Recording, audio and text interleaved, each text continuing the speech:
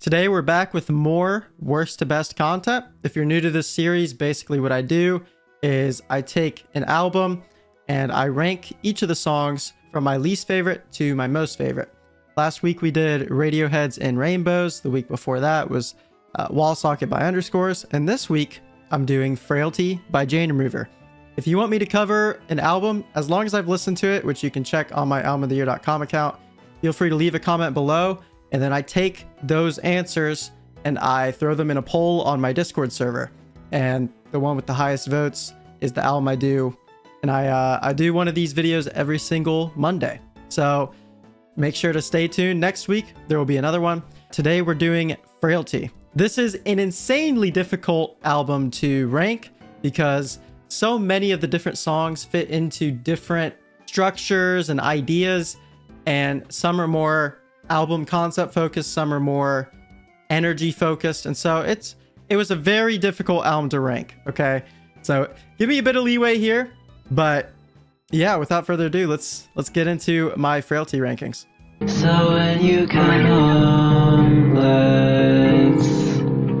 let's go back to sit. Okay, so I know a couple people in my Discord server predicted this placement, okay, but we're dealing with Frailty here. I have Goldfish at number 13, okay?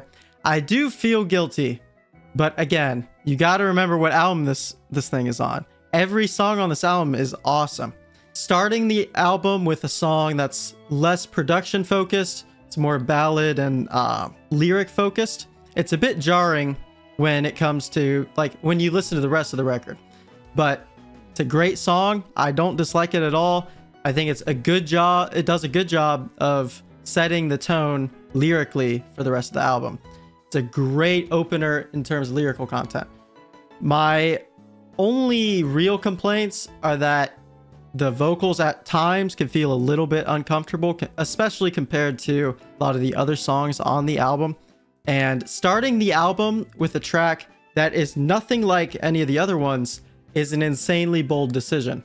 Like, it makes it a little bit more difficult for me to recommend the album to new people, saying, you know, here's what to expect. It has this noise pop, electronic, crazy, abrasive production. And then the first song is like a guitar ballad. It's a little difficult to recommend. I had to put something down here. Okay, I like Goldfish a lot, but it lands at 13 for me, unfortunately. Is it too much to say I want it back? All right, at 12 we have Buzzcut Daisy. And this song is a lot simpler than a lot of the others, but I don't think that's necessarily a bad thing. I think it has a nice nostalgic vibe, and the sample in the middle of the track really helps provide that for the listener.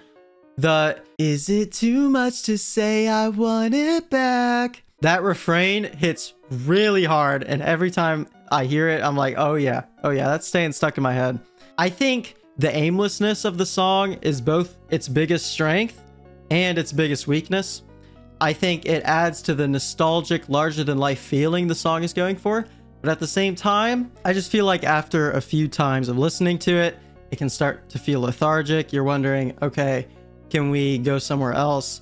Unlike a lot of the other songs that are so much more dynamic and all over the place, Buzzcut Daisy can feel a little bit aimless at times. Leave the window open when it's freezing cold. All right, at 11, we have Champ. And Champ is another song on Frailty that I think provides the listener with the desire to reminisce. It's one of my favorites lyrically. My favorite, like the biggest standout line for me is, "I have this funny dream that I moved to Bombay Beach and I'm never seen or heard from again." I also want to note that the vocal moments and the harmonies on this thing are stellar. In fact, I think a lot of the harmonies on this song are some of the best on the entire record. I love this song, but the reason I don't have it higher than 11 is because there's another song on this album that I think does a better job of providing that nostalgic feeling in all areas except maybe the lyrical content. So that song you'll see a lot higher on this list.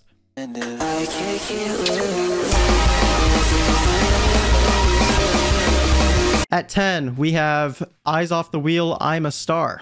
This song is a drastic change of pace compared to the songs that have been on this list so far. It's by far the most chaotic and crazy. It's exciting, it's eccentric, it's wild. I think the thing holding it back from a higher placement for me is the lack of substance compared to a lot of the other songs. I don't think it's poorly written. I actually really enjoy the lyrical content on it. I just think it's like when you compare in this competition which songs are more interesting lyrically, like there's so many more emotional moments on this record that I think beat it out. But if you're just looking for a fast, energetic, fun time, Eyes Off the Wheel, I'm a Star might be much higher on your list. I wouldn't be surprised. Do you even realize what you did? At 9, we have Can You Tell? This song is wild. It's got huge crescendos of sound layered on top of melancholy writing. I think the peaks on this song are absolutely crushing and brutal. And the way the lyrics are presented has you rooting for Jane the whole time.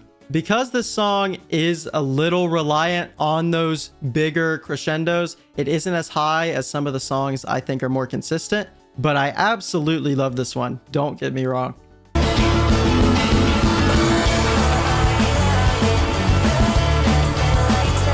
All right, at 8, we have Pretender, and I think Pretender is great. This is where the list kind of separates. These are the songs I just fully love. I have no complaints. I think it's super unique in how it presents its different ideas. The way the song is paced, where it slowly increases in intensity, and it brings back different ideas that were earlier in the song.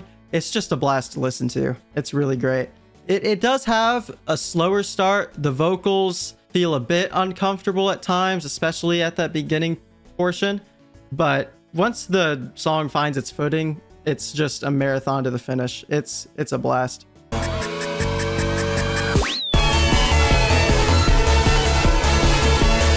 At number 7, we have Misplaced.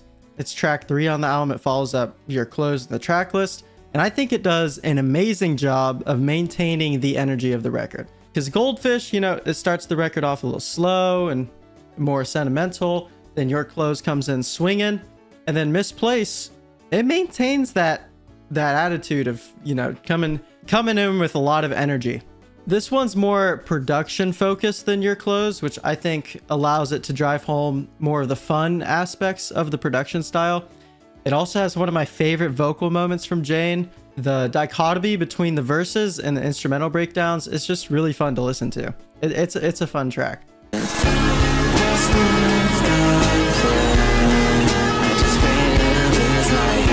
At 6, we have Search Party, and I think this is one of my favorites lyrically.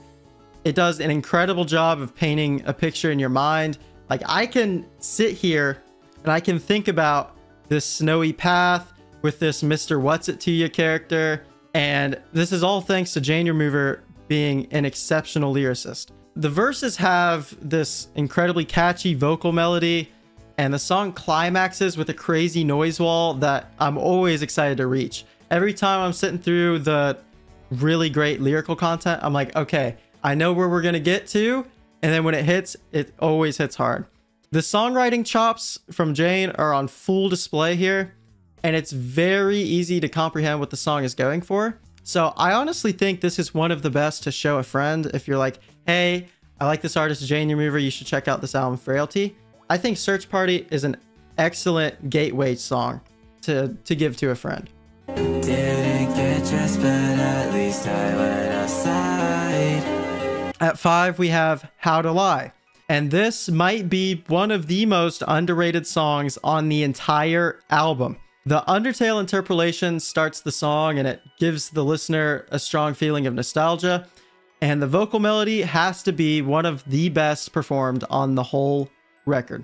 The production is wild and wacky during that first drop, but nothing could possibly prepare a person for that second drop. Outside of part 2 of Kodak Moment and like maybe the drop on Movies for Guys, it has to be the most upbeat and intense drop on the record. I wish this song got more love because it's firmly cemented itself as one of my favorite Jane Remover songs. Was it all for a show? Now I so stupid for casting the vote.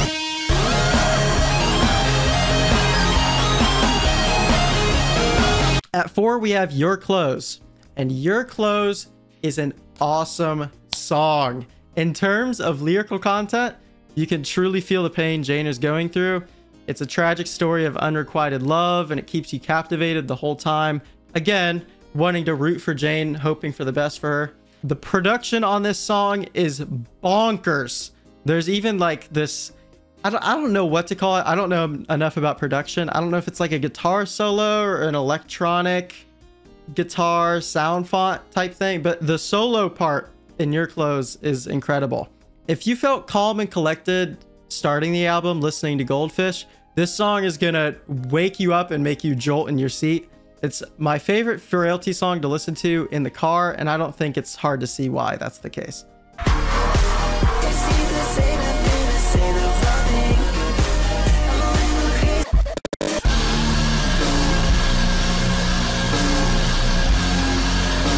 I don't really want to be someone that gets in your way. At number 3, we have Movies for Guys, and this song is absolutely incredible.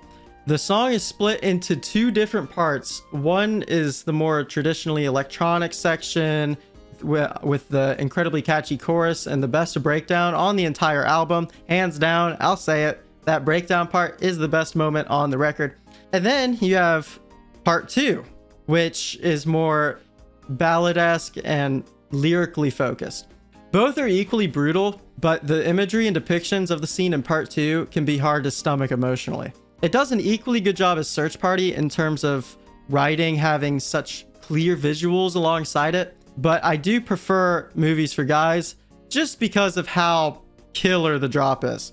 I love that drop so much that I think it was might have been like a year and a half ago, I made an edit on my second channel, Quirkay TV, and the visuals are just things that used to scare me as a kid, or like current online horror content that really stuck with me.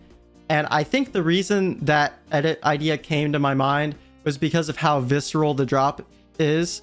Like, the feelings it evokes are amazing. I think a lot of people might have been expecting this song to be number 1, and if you have this song at number 1, I fully understand, okay? I just like the other 2 more.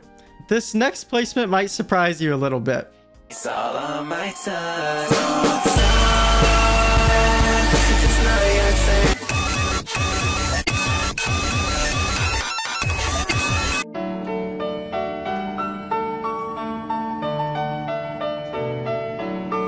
All right, at number 2, we have Kodak Moment. And this song is all over the place in the best way possible. So you thought the 2-part structure of Movies for Guys was impressive. Okay, now let's try a 3-part song, okay? The first part has one of the catchiest hooks on the entire record. Then part 2 comes in, and it's the most absurd, unreal electronic breakdown. It spans several minutes. It's absolutely killer, and it blows my mind every time.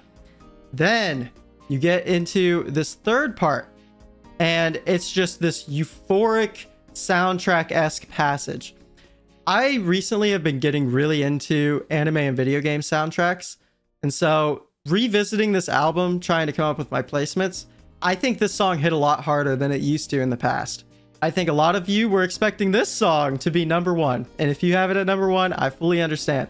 I think Your Clothes up on my list are all 10 out of 10 songs, so I don't really care which order you have the top 4 in, okay? But this number 1 is one of my favorite songs of all time, and I think it's severely underrated. I can't do this, somebody already say me, and I guess I'm a fall on the ground. Picture you on a face where my vision, you know, all the songs in the crowd. That's right, at number 1, we have Let's Go Home. And I'm fully aware, okay, this is not a popular number 1 pick for this album. The main reason I have this one so high is the profound effect lyrical content had on my life. I remember rediscovering this track while I was on vacation with my family, and there were things going on in my life at the time that I found really upsetting. This song perfectly spoke to me, and it's one of the best experiences I've ever had listening to music. As a result, this is my favorite Jane Remover song, and it's one of my favorite songs of all time, just hands down. While I will admit this song is probably higher than most people would have it because of its lyrical content and how it resonated with me, that's not the only reason I love it, okay? Sure, the lyrical content provides the feeling of longing for things to be right, but the production helps assist that feeling. The sound of this song is immaculate, okay? It has this energy that a lot of the other Frailty bangers have, with this verse that comes in and drastically changes the pace of the song. Okay, you have this great energy that it starts similarly to how like Kodak Moment or Your Clothes might start. Then this verse comes in and it slows everything down and it's uncomfortable and it's eerie and you're like, okay, where are we gonna go? And then this song crescendos into this sound wall climax. The way it does that with the increased drumming that comes in, it's just utterly incredible. I cannot praise this song enough. If it's not in your top 5, I would recommend giving it another shot. Okay, it's one of my favorite songs of all time. I fully understand having something like Kodak Moment or Movies for Guys above it, but in my opinion, this is the best song on Frailty. So yeah, that's my Frailty worst to best video. There will be another worst to best next week on Monday. If you have records you want me to rank, then leave them in the comments. Once again, we'll be having a poll in my Discord server tonight where they'll pick out the next album I do. So make sure to join my Discord server. Follow all my socials below. If you want more content, more worst to best, or whatever video YouTube recommends, check those out on the left and right. But yeah, thank you guys for watching. Once again, thank you for sticking with me.